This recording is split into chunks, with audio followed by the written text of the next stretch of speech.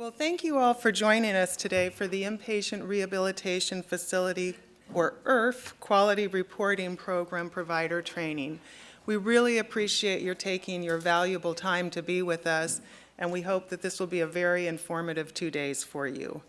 We have about 125 people who registered to attend in person and another 500 who are participating via webcast. So we're going to try and keep both audiences in mind as we move through the presentation. We will stick to the agenda, which may mean sometimes we'll have a little longer or shorter break for those who are here in person, just so that if people on the webcast are trying to dial into a specific session, we're staying on time for them and for us. So before we get started, I'm going to cover a little bit of housekeeping for both the people who are here in the room and for those who are joining us online. So for the people who are in the room, one question you might have is the location of restrooms. They're located immediately outside these doors. So there's sort of outside the left doors, as I'm facing the outside, there's a lobby, and towards the back of that lobby are the restrooms before you get to the elevators. Additionally, if you go down the stairs that are sort of out the right-hand doors, at the bottom of the staircase are additional restrooms. Next thing I would like to cover is Wi-Fi for those in the room. So we do have Wi-Fi available. The network is Four Seasons Meeting, and you'll be asked for a passcode, and the passcode is CMS. And you may have to initially attempt to log into a web page of some sort. I usually go to msn.com, and then it'll take you to a page for Four Seasons, and that's where you put in that passcode of CMS. And once you're on, you're on. The Wi-Fi follows you wherever you go, at least on this floor. Let me just advance my slides a little bit. Okay. On today's agenda, we are going to start with an initial overview of the IRF-QRP, our Quality Reporting Program, the changes to the IRF Patient Assessment Instrument, or PAI, Manual and Item Set version 3.0, and then we'll move into a presentation by Terry Kaylert-Eng on Section N, Medications. And then Ann Deitch and Manisha Das will share a presentation on Section GG, Functional Abilities and Goals. Ann Deitch will then come back after lunch and speak to the IRF functional measures and how they're calculated. And then we'll move into a presentation by Karen Pryor-Topoulos on the IRF Quality Reporting Program resources that are available to you as you're implementing the IRF Quality Reporting Program in your facilities. And then we'll do a question and answer and wrap-up session. And then at that point, we will have an optional "We Want to Hear From You" session. But I say it's optional, but CMS really does want your input in terms of the IRF Quality Reporting Program, how it's working for you in your facilities. And Kathy Langenberg is a wonderful facilitator, and she'll be facilitating that part of the event. Now, to assist you with all of these presentations, hopefully you got our instructions that came from the PAC training mailbox, whether you're here in person or online. We assume that you did because you're here, or you were able to join online via the links that we provided. That gave you instructions about how to access the materials. The materials are located on the IRF-QRP training webpage, and they're at the bottom of the page in the downloads section. They're in 5 folders, organized by day, so there's the August 2019 IRF-QRP Provider Training, Day 1, Part 1, 2, and 3, and then Day 2, Part 1 and 2. And there's a certain size limitation that we have to abide by, which is why they're sort of divided that way, but they appear in chronological order. So the first folder, or the first zip file or drive, contains the initial presentations. Additionally, There are a number of handouts that are available that go along with some of the exercises that you'll be working through in these different presentations.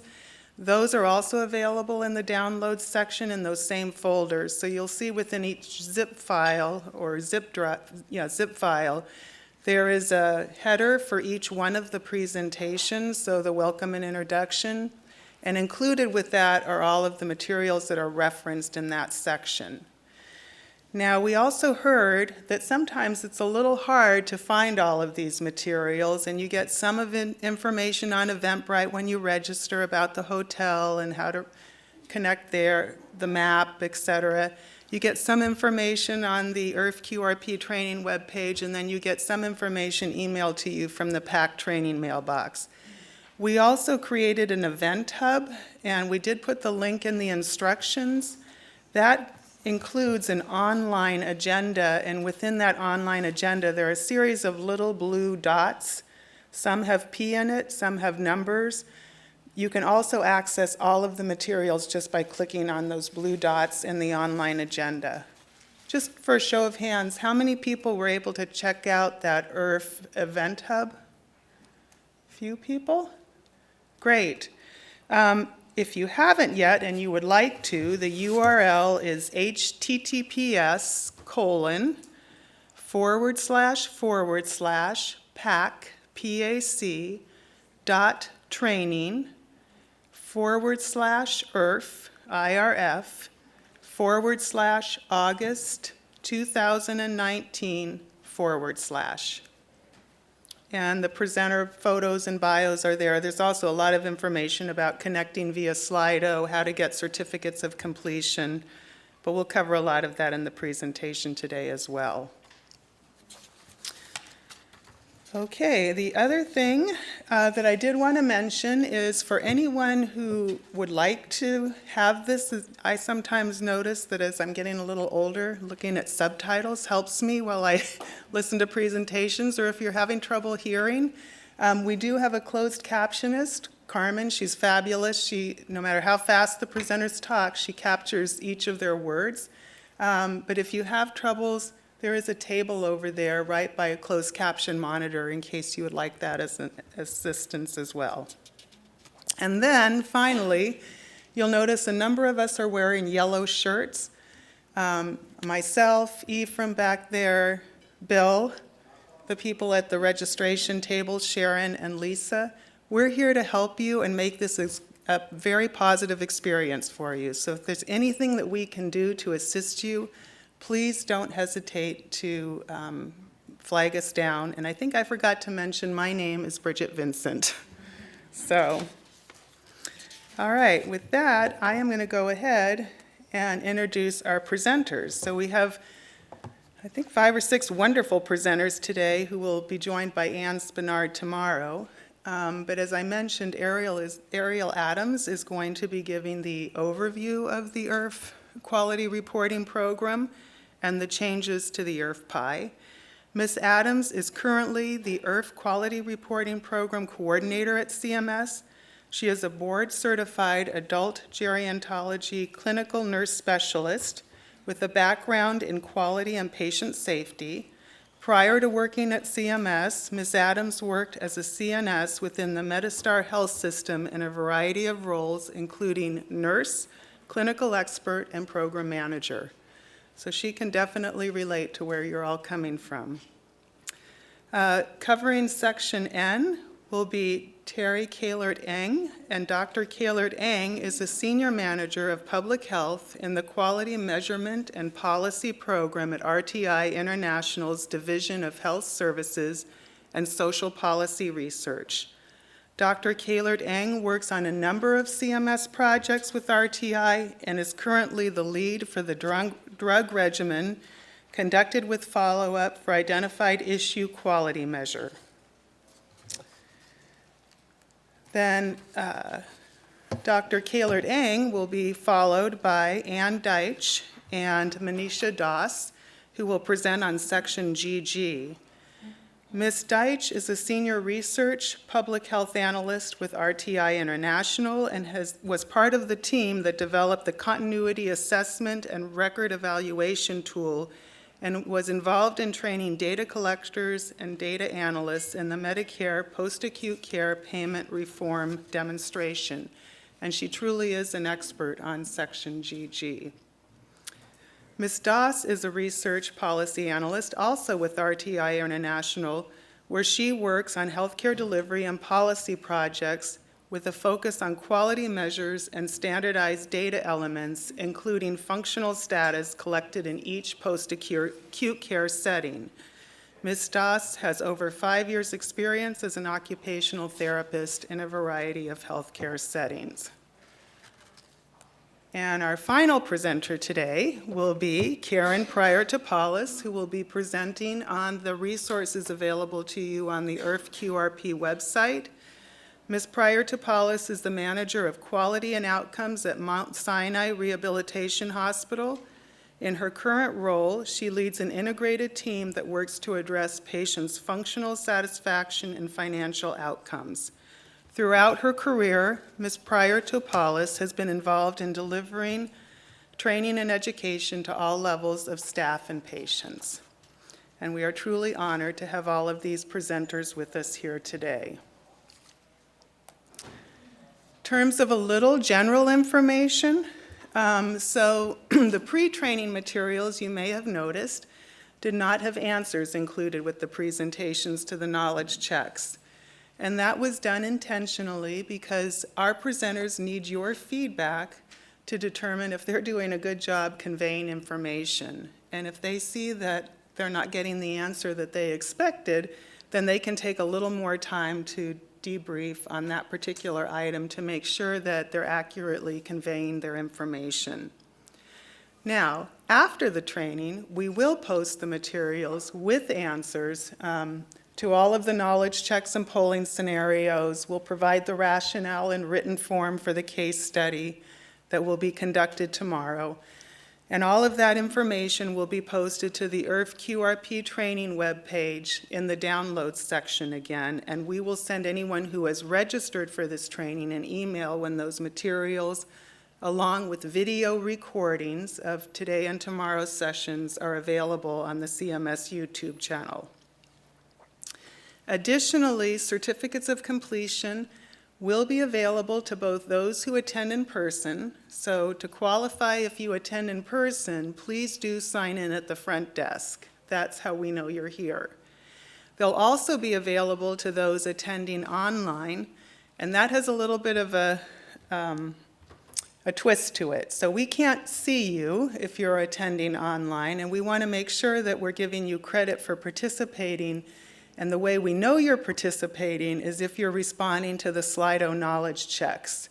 So we'll be talking about setting up a profile in a little bit, and if we can determine at the end of the training that you have responded to 80% of the questions that were asked via Slido, then we will automatically send you a certificate of completion.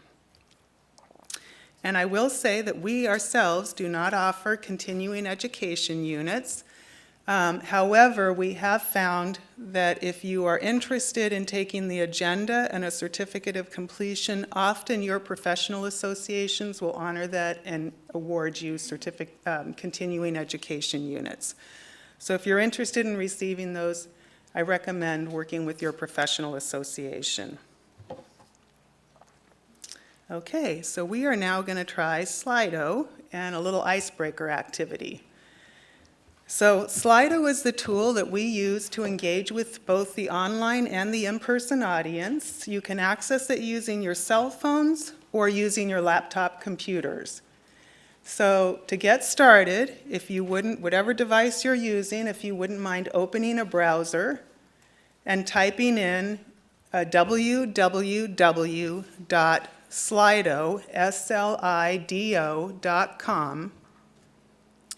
And then when you get to the main screen, enter the code Econometrica, ECONOMETRICA.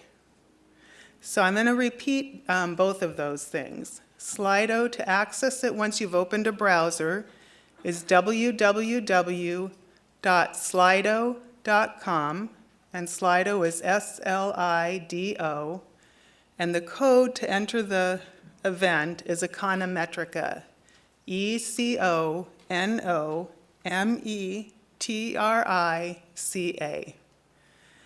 So by a show of hands, how many people in the room have gotten into Slido? Okay. Anybody need a little more time? Okay. So we are going to move on and try our first polling slide. So you'll notice across the top there are 3 tabs. One is for questions, one is for ideas, and one is for polls.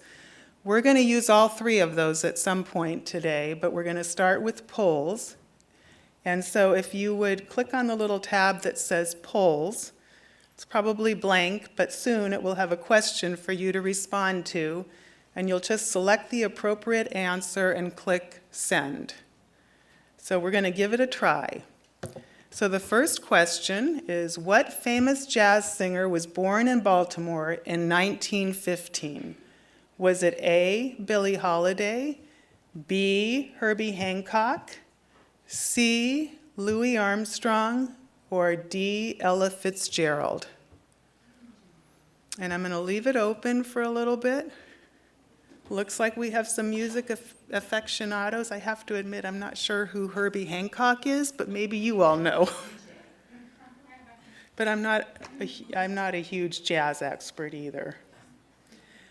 Okay, looks like we're starting to kind of see the responses taper off a bit. And so I'm assuming that the online audience has had a chance to participate as well. I think they're about 6 seconds behind us. So we're going to go ahead and check the correct answer. And the correct answer is A, Billie Holiday. So congratulations, most of you got that one right.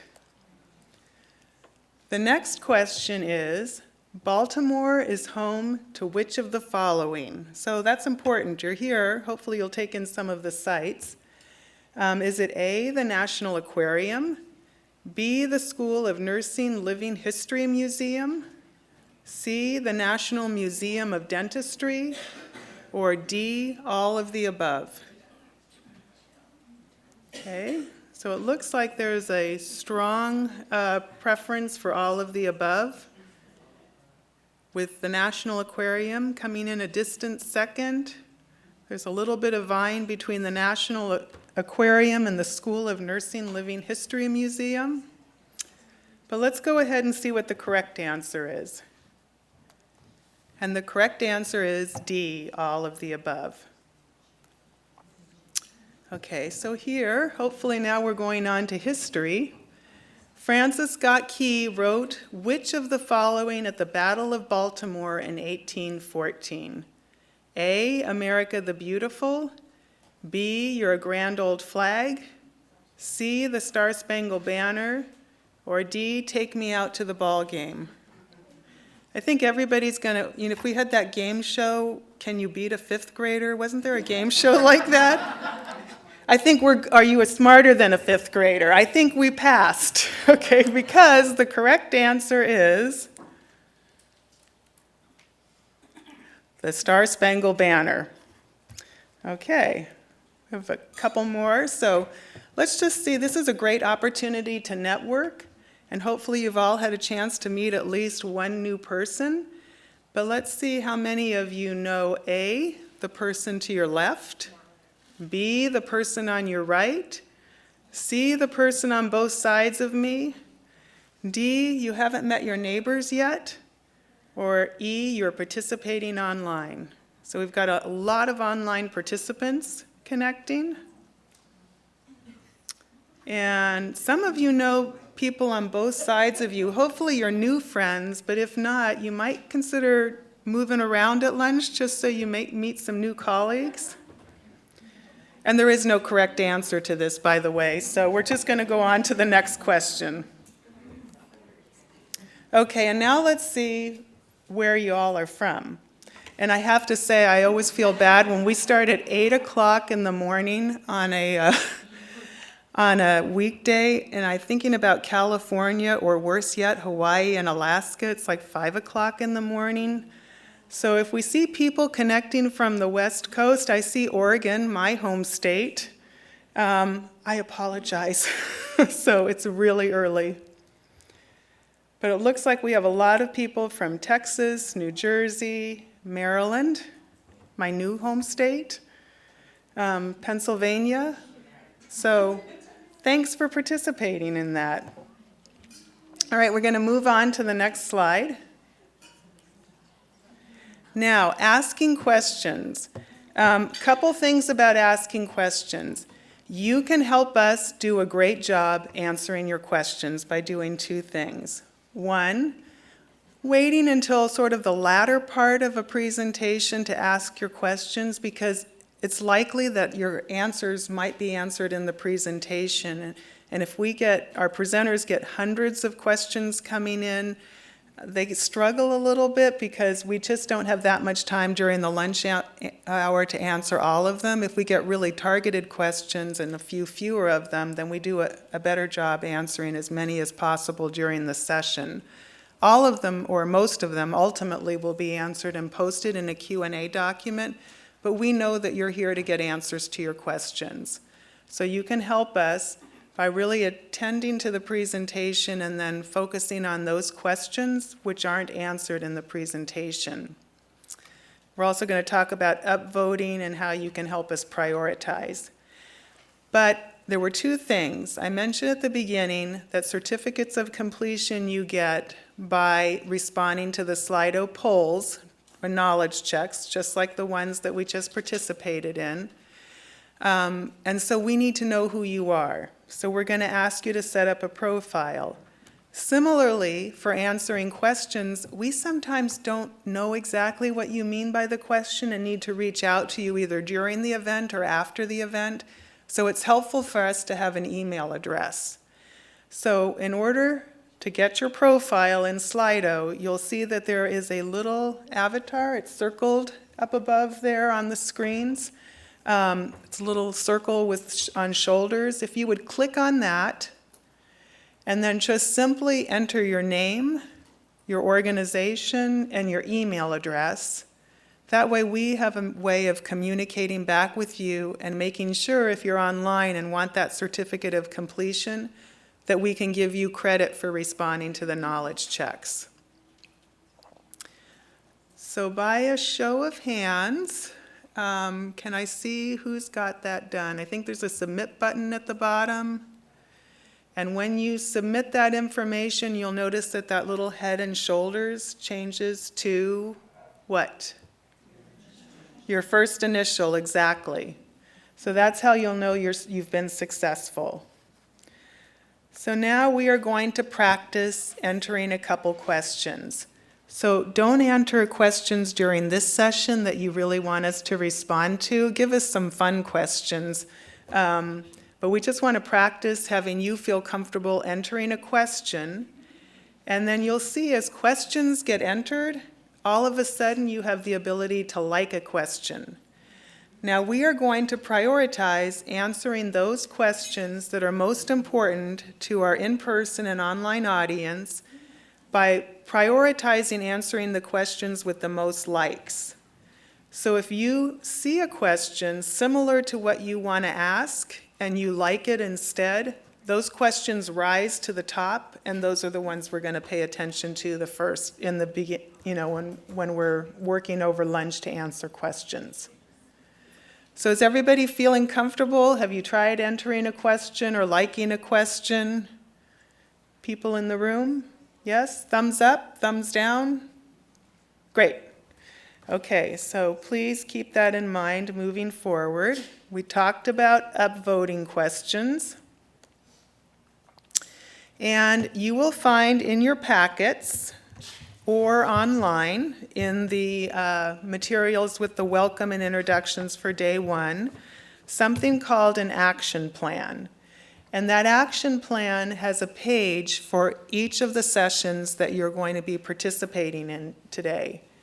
And the purpose of that action plan really is for you to write down ideas about how you're going to operationalize what you are learning in the sessions when you go back. So as you're listening to these sessions, you might be thinking, are there policies or procedures that are going to need to change at my facility for me to operationalize this information?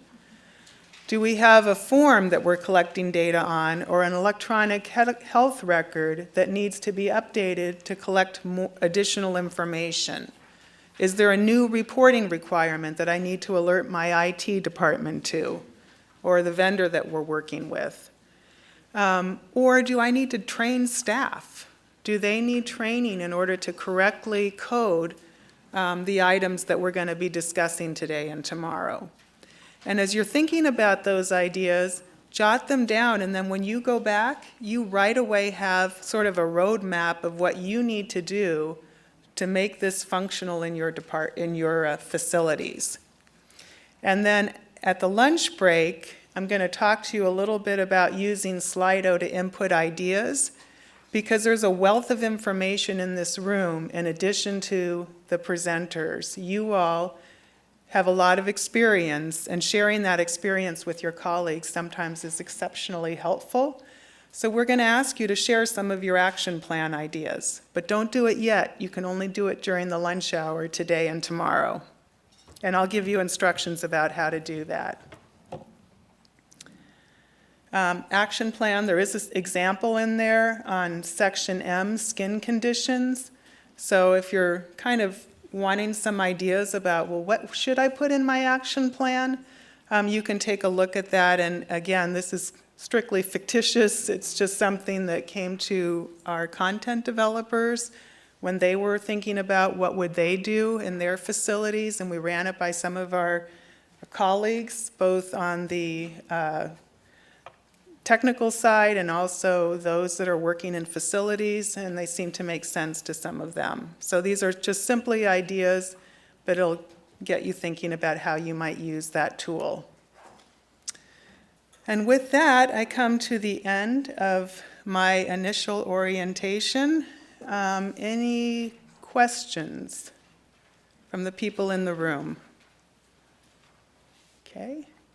So I am going to turn over the podium to my colleague, Ariel Adams, who is going to do an overview of the IRF-QRP and the IRF-PAI version 3.0. One thing that I did want to mention, this is an overview. So again, remember I talked about prioritizing questions in terms of making sure that you give us those pointed questions that really are top of mind and maybe are hinted at in the presentations, but you'd like more fully fleshed out. We're asking that you hold off and not submit questions during this initial presentation unless you have technical questions. So we have Ephraim and Chandler back there responding to questions coming in over Slido during this initial presentation. So again, if you didn't capture, well, hopefully you captured how to connect to Slido, but if you didn't capture, where are those materials for me to download? You said something about the Event Hub. How do I connect to the Event Hub? We're online and we can't hear you. Or you might turn up the speakers on your laptop. That's a common troubleshooting tip. Or potentially it's a little blurry. You might refresh your browser screen. But Ephraim and Chandler will be back there fielding those types of questions. So with that, I'm going to transition to Ariel, and I thank you all again today for participating.